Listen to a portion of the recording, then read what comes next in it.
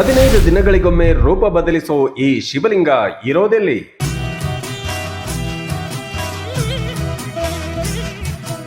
ಶಿವನ ಈ ವಿಶಿಷ್ಟ ಶಿಲ್ಪದ ಹಿಂದಿನ ಕಥೆಯೇನು ಗೊತ್ತಾ? ಇದು ಪೂಜೆಯಿಲ್ಲದ ಒಂಟಿಕಾಲಿನ ಶಿವನ ಕಥೆ.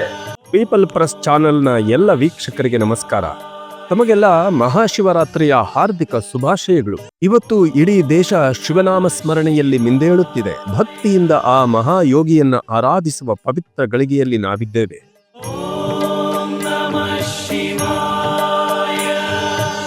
ಈ ಹೊತ್ತಲ್ಲಿ ಪೂಜೆಯನ್ನೇ ಸ್ವೀಕರಿಸದ ಒಂಟಿ ಕಾಲಲ್ಲಿ ನಿಂತ ಈ ಏಕಪಾದ ಶಿವನ ಕಥೆಯನ್ನ ಹೇಳೋಕೆ ಹೊರಟಿದ್ದೇನೆ. ಹಾಗೆ ನೋಡಿದ್ರೆ ಇಡೀ ವಿಶ್ವದಲ್ಲಿ ಅತಿ ಹೆಚ್ಚು ಜನರಿಂದ ಪೂಜಿಸಲ್ಪಡುವ ಏಕೈಕ ದೇವರಂದ್ರೆ ಅದು ಶಿವ ಮಾತ್ರ. ಹಾಗಾದ್ರೆ ಈ ಏಕಪಾದ ಶಿವನನ್ನ ಯಾಕೆ ಪೂಜಿಸುವುದಿಲ್ಲ? ಒಂಟಿ ಕಾಲಲ್ಲಿ ನಿಂತ ಈ ಪರಶಿವ ಮೂರ್ತಿಯ ಶಿಲ್ಪದ ವಿಶೇಷತೆಗಳೇನು? ಇಂತಹ ವಿಶಿಷ್ಟ ಹಾಗೂ ವಿಶೇಷ ಶಿಲ್ಪ ಇರೋದಾದ್ರೂ ಎಲ್ಲಿ? ಶಿವನಾಮ ಸ್ಮರಣೆಯೊಂದಿಗೆ ಈ ಏಕಪಾದ ಶಿವನ ಕಥೆ ಏನು ಅನ್ನೋದನ್ನು ಕೂಡ ನೋಡೋಣ ಬನ್ನಿ. ವೀಕ್ಷಕರೇ, ತ್ರಿಮೂರ್ತಿಗಳಲ್ಲಿ ಒಬ್ಬನಾದ ಶಿವ ಲಯಕರ್ತ, ಆದಿಗುರು. ಶಿವಲಿಂಗದ ರೂಪದಲ್ಲಿರೋ ನಿರಾಕಾರ ರೂಪಿ ಇವನು. ಶಿವನೆಂದರೆ ನಮ್ಮ ಕಣ್ಮುಂದೆ ಬರೋದೇ ಕೈಲಾಸ.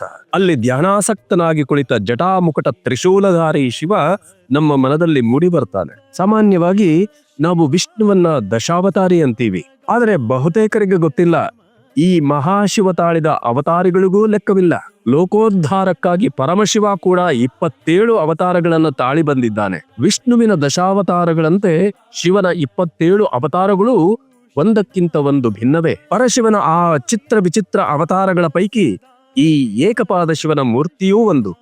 ಇಲ್ಲಿ ಶಿವ ಮಾತ್ರ ಒಂಟಿಯಾಗಿ ನಿಂತಿಲ್ಲ, ಬ್ರಹ್ಮ ಹಾಗೂ ವಿಷ್ಣು ಕೂಡ ಮಹಾಶಿವನ ಜೊತೆಯಾಗಿದ್ದಾರೆ. ಬ್ರಹ್ಮ ವಿಷ್ಣುವಿನ ಜೊತೆ ಜಟಾಮುಕುಟನಾಗಿ ಒಂಟಿ ಕಾಲಿನಲ್ಲಿ ನಿಂತಿರೋ ರುದ್ರ ಇಲ್ಲಿ ಚತುರ್ಭುಜನಾಗಿದ್ದಾನೆ.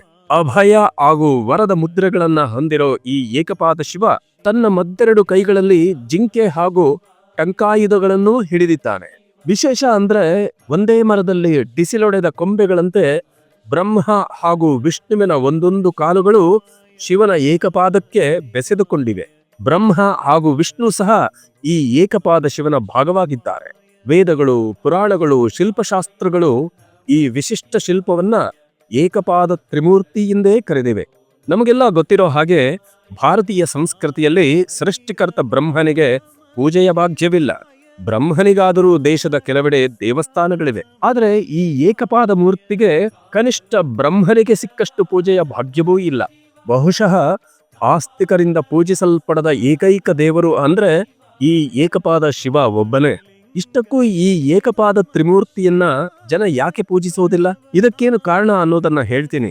ಆದ್ರೆ ಅದಕ್ಕೂ ಮುನ್ನ ಇಂಥದೊಂದು ವಿಶಿಷ್ಟ ಮೂರ್ತಿ ಇರೋದಿಲ್ಲ ಅನ್ನೋದನ್ನು ನೋಡೋಣ ಬನ್ನಿ. ವೀಕ್ಷಕರೇ, ಆಂಧ್ರ ಪ್ರದೇಶದಲ್ಲಿ 5 ಪ್ರಸಿದ್ಧ ಶೈವ ಕ್ಷೇತ್ರಗಳಿವೆ. ಗುಂಟೂರು ಜಿಲ್ಲೆಯ ಅಮರರಾಮ, ದಕ್ಷಿಣ ಗೋದಾವರಿ ಜಿಲ್ಲೆಯ ಸೋಮರಾಮ ಕ್ಷೇತ್ರರಾಮ, ಪೂರ್ವ ಗೋದಾವರಿ ಜಿಲ್ಲೆಯ ದ್ರಾಕ್ಷಾರಾಮ ಹಾಗೂ ಕುಮಾರರಾಮ. ಹೀಗೆ ಆಂಧ್ರದ ಪೂರ್ವ ಸಮುದ್ರ ತೀರದುದ್ದಕ್ಕೂ 5 ಪ್ರಾಚೀನ ಶಿವಮಂದಿರಗಳಿವೆ. ತಮ್ಮ ಹೆಸರಿನಲ್ಲಿ ರಾಮನನ್ನೂ ಸೇರಿಸಿಕೊಂಡಿರೋದು ಇಲ್ಲಿನ ಶಿವಮಂದಿರಗಳ ವಿಶೇಷ. ಈ ಪೈಕಿ ಭೀಮಾವರಂನಲ್ಲಿರೋ ಸೋಮೇಶ್ವರ ದೇಗುಲ ತುಂಬಾನೇ ಪ್ರಸಿದ್ಧಿ. ಪೌರಾಣಿಕವಾಗಿ, ಐತಿಹಾಸಿಕವಾಗಿ ತುಂಬಾ ಮಹತ್ವ ಪಡೆದಿರೋ ಈ ಸೋಮೇಶ್ವರ ಮಂದಿರ ಹಲವು ಅಚ್ಚರಿಗಳ ಆಗರ. ಇಲ್ಲಿನ ಗರ್ಭಗುಡಿಯಲ್ಲಿ ವಿಸ್ಮಯಕಾರಿ ಶಿವಲಿಂಗವಿದೆ. ಈ ಶಿವಲಿಂಗ 15 ದಿನಗಳಿಗೊಮ್ಮೆ ತನ್ನ ಸ್ವರೂಪವನ್ನೇ ಬದಲಿಸಿಬಿಡುತ್ತೆ. ಹುಣ್ಣಿಮೆಯ ದಿನ ಚಂದ್ರನಂತೆ ಶ್ವೇತವರ್ಣದಿಂದ ಕಂಗೊಳಿಸೋ ಈ ಶಿವಲಿಂಗ ಅಮಾವಾಸ್ಯೆಯ ದಿನ ಕಪ್ಪು ಬಣ್ಣಕ್ಕೆ ತಿರುಗಿಬಿಡುತ್ತೆ. ಇಷ್ಟಕ್ಕೂ ಈ ಶಿವಲಿಂಗ ತನ್ನ ಮೂಲ ರೂಪವನ್ನು ಬದಲಿಸೋದಾದ್ರೂ ಯಾಕೆ ಎಂಬ ಪ್ರಶ್ನೆಗೆ ಇದುವರೆಗೂ ಉತ್ತರ ಸಿಕ್ಕಿಲ್ಲ.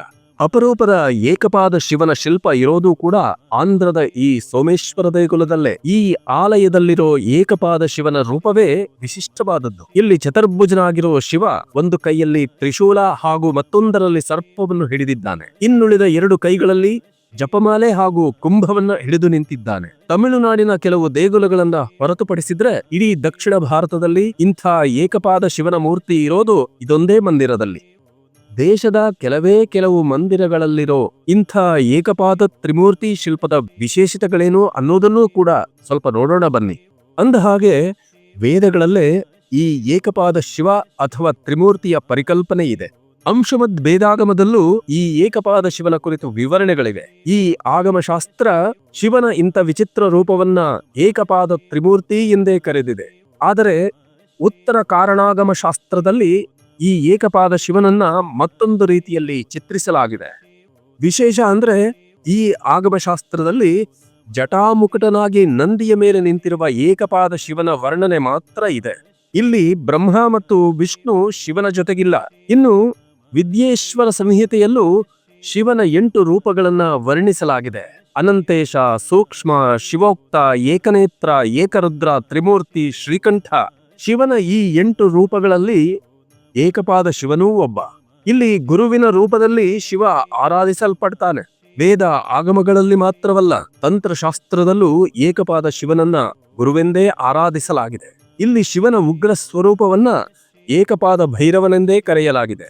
ಅಚ್ಚರಿಯ ಸಂಗತಿ ಎಂದ್ರೆ ತಂತ್ರಶಾಸ್ತ್ರದಲ್ಲಿ ಬರುವ ಈ ಏಕಪಾದ ಭೈರವ ರಕ್ತಾಭಿಷೇಕ ಪ್ರಿಯ. ಹೀಗೆ ವೇದ ತಂತ್ರಶಾಸ್ತ್ರಗಳಲ್ಲಿ ತುಂಬಾನೇ ಮಹತ್ವ ಪಡೆದಿರೋ ಏಕಪಾದ ಶಿವ ಜ್ಯೋತಿಷ್ಯ ಶಾಸ್ತ್ರದಲ್ಲೂ ಸ್ಥಾನ ಪಡೆದಿದ್ದಾನೆ. 27 ನಕ್ಷತ್ರಗಳ ಪೈಕಿ 25ನೇ ನಕ್ಷತ್ರ ಪೂರ್ವಭಾದ್ರ ನಕ್ಷತ್ರ. ಈ ನಕ್ಷತ್ರದ ಅಧಿದೇವತೆ ಒಂಟಿಕಾಲಿನ ಮೇಕೆ. ಅಗ್ನಿಯ ಸಂಕೇತವಾಗಿರೋ ಈ ಒಂಟಿಕಾಲಿನ ಮೇಕೆಯನ್ನ ಶಾಸ್ತ್ರಗಳಲ್ಲಿ ಅಜ ಏಕಪಾದ ಅಥವಾ ಅಜೈಕಪಾದ ಎಂದೇ ಕರೆಯಲಾಗಿದೆ. ಹೀಗಾಗಿ ಪೂರ್ವಭಾದ್ರ ನಕ್ಷತ್ರದಲ್ಲಿ ಹುಟ್ಟಿದವರು ಈ ಏಕಪಾದ ಶಿವನನ್ನ ಆರಾಧಿಸಿದ್ರೆ ಒಳಿತಾಗುತ್ತೆ ಎಂಬ ನಂಬಿಕೆಯೂ ಇದೆ. ಹೀಗೆ ವೇದ, ಪುರಾಣ, ಜ್ಯೋತಿಷ್ಯ ಶಾಸ್ತ್ರ ಹಾಗೂ ತಂತ್ರಶಾಸ್ತ್ರಗಳಲ್ಲಿ ಪ್ರಮುಖ ಸ್ಥಾನ ಪಡೆದಿರೋ ಈ ಏಕಪಾದ ಶಿವನಿಗೆ ಮಾತ್ರ ಪೂಜೆಯ ಭಾಗ್ಯವಿಲ್ಲ. ಇದು ಅಚ್ಚರಿಯಾದ್ರೂ ಸತ್ಯ. ಏಕಪಾದ ಶಿವನ ಕುರಿತಾದ ಈ ವಿಶೇಷ ಎಪಿಸೋಡ್ ನಿಮಗೆ ಇಷ್ಟವಾಗಿದೆ ಅಂತ ಭಾವಿಸ್ತಾ ಇಂಥದ್ದೇ ಮತ್ತೊಂದು ವಿಶೇಷ ಕಥೆಯೊಂದಿಗೆ ನಿಮ್ಮ ಮುಂದೆ ಹಾಜರಾಗ್ತೀನಿ. ಅದುವರೆಗೆ ನಮಸ್ಕಾರ.